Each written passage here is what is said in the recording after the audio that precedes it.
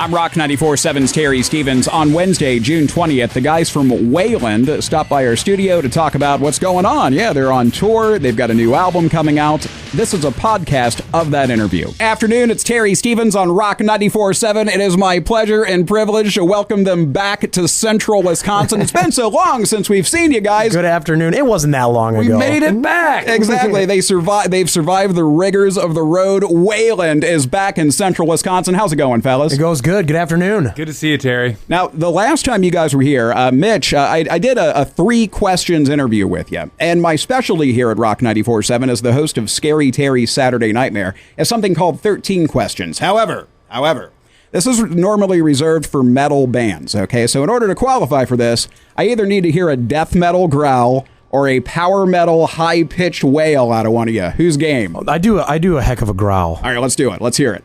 Terry is the greatest man, the greatest metal man in the world. He's gonna give it to you really good, a little girl.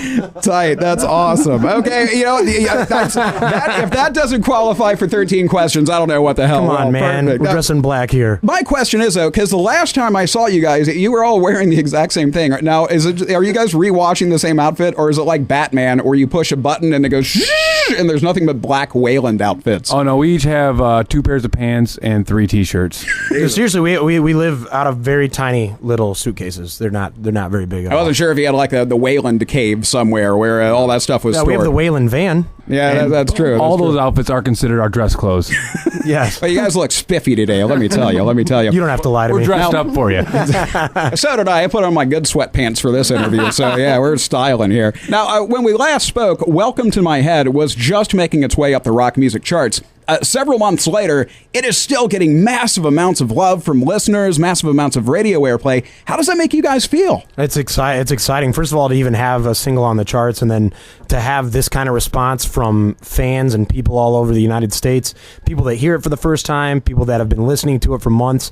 The support that we've been getting through Welcome to My Head has just been monumental, and it's given our tour legs, so it's been really awesome. The video for Welcome to My Head has been out for about a month. Question 1, who's the poor bastard that let you wreck their house?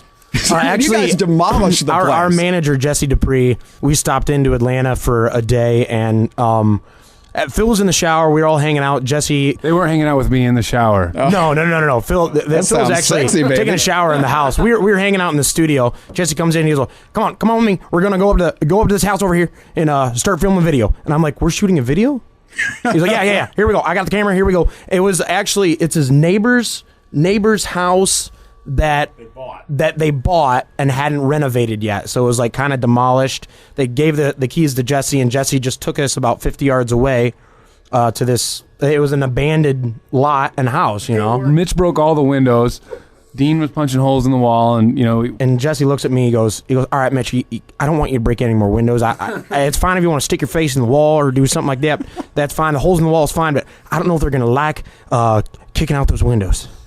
Not gonna be good. Here's the thing, though. Okay, Mr. Homeowner, if you're going to hand your keys to a guy who plays a chainsaw on stage for a living, you got to expect there's going to be some wear and tear by the time he's done with it. Am I right? Absolutely. Now, question 2. The woman in the video with the half-shaved head, is she related to Skrillex? I don't even know who that is. Now, my man back here is laughing. You know what I'm talking about. Girl, you got Skrillex hair. I'm familiar with Skrillex. All right, so seriously, though, what's her story, though? Where'd you guys hook up with her? I think she's an Atlanta local that Jesse invited over, and her boyfriend is the guy that had all the artwork in the video. There's a bunch of art, which is, he's a really demented artist. The psychedelic really stuff that was there. Yeah, so we decided to just, those two were around, so we had him bring his paintings over, and, she added a lot to the video. Now, how long did it take her to issue a restraining order against your bass player, Dean? About 30 minutes. It was about 30 minutes. Yeah. She did it during the shoot. The shoot only took about 3 hours. You didn't think you were going to get away from this unscathed, right, Dean? Okay. Yeah.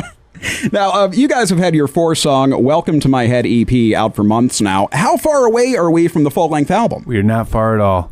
How non-committal. Okay, let's get a number here. We've got a bunch of tunes that are in the works that are about 80% done. We're stopping in Los Angeles in September. The first week of September, we're going to finish those up and crank them out for everyone. Getting finished. Yeah. Now, you guys are working, we've mentioned this earlier, you guys are working with Jackyl's Jesse James Dupree on this album. Are we going to hear the use of power tools in a Wayland song? I don't think so. You know, and Jesse's amazing the day-to-day stuff, but he really doesn't offer a lot of creativity. Not that he couldn't.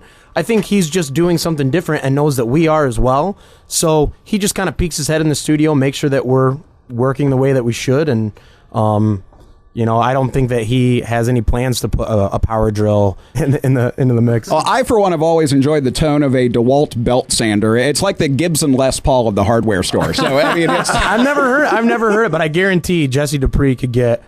He could make a guitar solo out of it for sure. With Jesse not being involved in the creative process of the album, who are you working with as far as producers and whatnot? The people that produce the record are Jude Cole, who manages the band Lifehouse as well, and Michael Gurley. And Michael Gurley, he's the guy that really found this band. We were playing the Whiskey A Go Go in Los Angeles, and he's the one that came in and heard Mitch's voice and heard the band, and he said, I think he pulled us aside.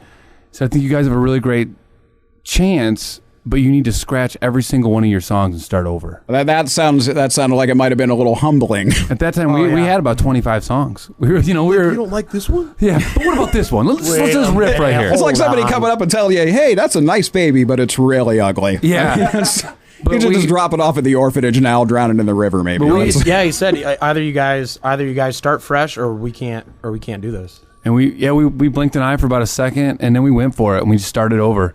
And he's taught us so much about songwriting.